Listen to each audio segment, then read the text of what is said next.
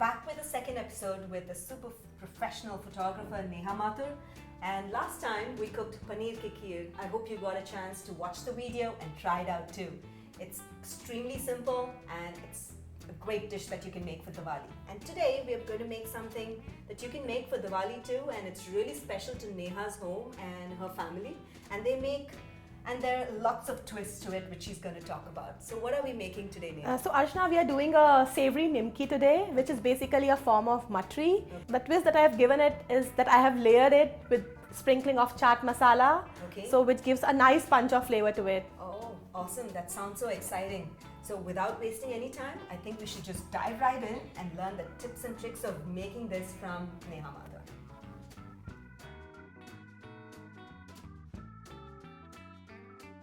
I think I've kept all the ingredients ready for you. Perfect. And I have maida here. Yes. Right? So we'll start making it. Definitely. So I add maida to the bowl. Yes. Okay. And to this we'll add ghee. Okay. Some salt. And ajwain.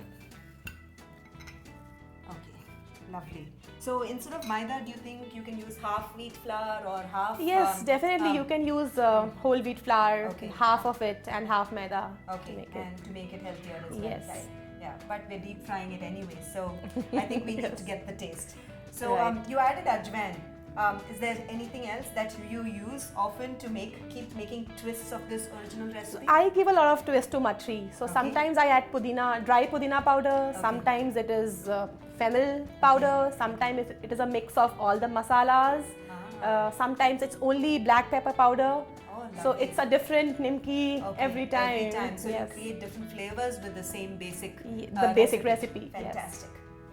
So abhi I'm just mixing this flour and ajwain ka mixture and ghee ka mixture. So how long, when do you think that it is ready? So when it should resemble the crumbs of breads. Okay. So that's when you know that you have mixed it properly and it's time to add water and knead it. This is a perfect consistency? This is a perfect consistency. And also I think, I don't know, my mother also told me that if you hold it like this, and it should hold. Yes. And then if it just break it, it should just crumble. Perfect. Right? Yes. That's how it is? Yes. Okay, fantastic.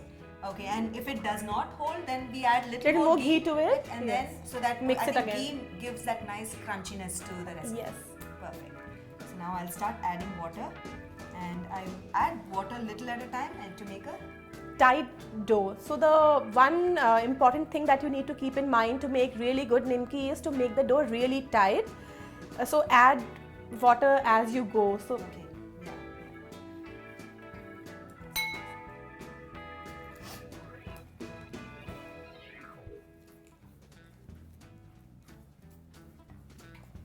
now Neha, the dough looks good? The dough looks perfect. So this is the consistency that we're actually looking for. Okay, yes. Perfect. And you can either knead it for like 10 to 15 minutes or once you have kneaded it, cover it for 15-20 minutes. Give it a quick knead and then we're good to go. We're good to go. Yes. Okay, I think we're good to go now to make the matris. So we'll start by making small balls from the dough, size of a small lemon. I'll get it done for you. And then we'll thinly roll them into approximately a 4-inch disc. Yes.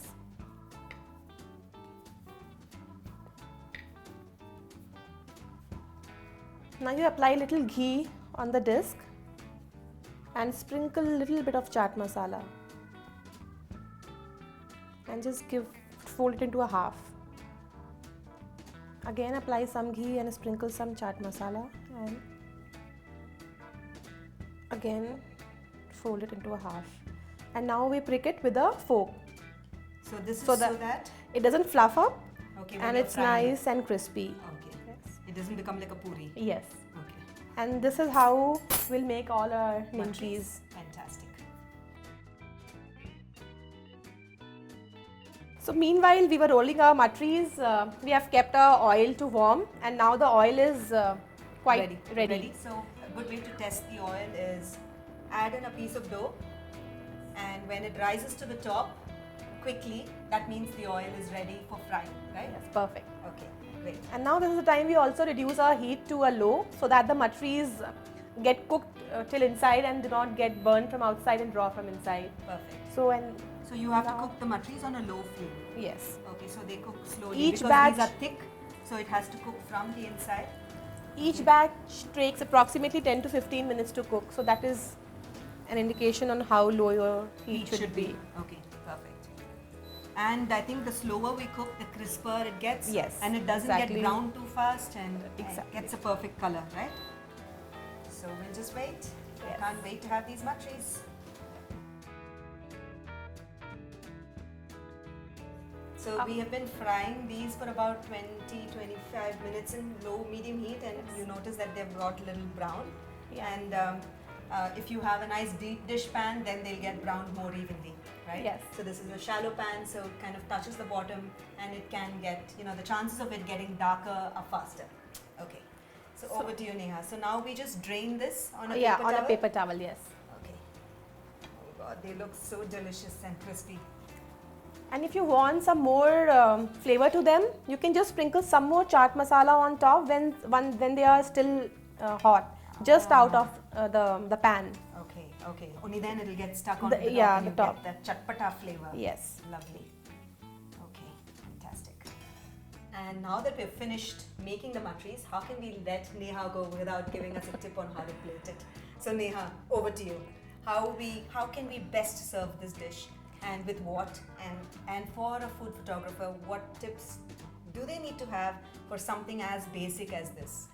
So Archana, I would want to give one tip, which is less is more. So we don't have to keep everything that we have made on the plate. Okay. So we can just, if you are plating it for a photography purpose, we can just select a couple of pieces Right. which looks good, Okay. the best of the lot, and we can just start plating them in a neat layer. So even if we have made a lot of pieces, we just want a few which goes on the plate. Okay. So yes, this is how we I know arrange you them in mentioned a. that when you actually make matris at home, you make sure that you measure. Yeah, and- so if I'm making matris for a photo shoot, I make sure I measure all the bowls so that they are equal in size, and when they all come the out, matris are also even in size? even in size. Wow. And now we serve this with the, I think, yeah. So unlike this, where I pitched in to help her, so there's one which is of different size and another which is of different size, so now she's having a little bit of challenge. All right. No, they are perfect. Perfect. And Okay, now we thank serve you. them with a little Bit of achar. achar. This is Ah. how I used to eat matri ever since I started to eat them. Uh-huh. So, Lovely. I love yes. matris with achar too. So this is a fantastic combination, and if you have not tried it yet, you must try it. Fantastic. So, I love yes. it. I think we should go ahead and dive into it. Definitely. Good to go. Thank you so much, Neha, for such wonderful tips on photography. I really enjoyed doing these two videos with you, and I hope you enjoyed too.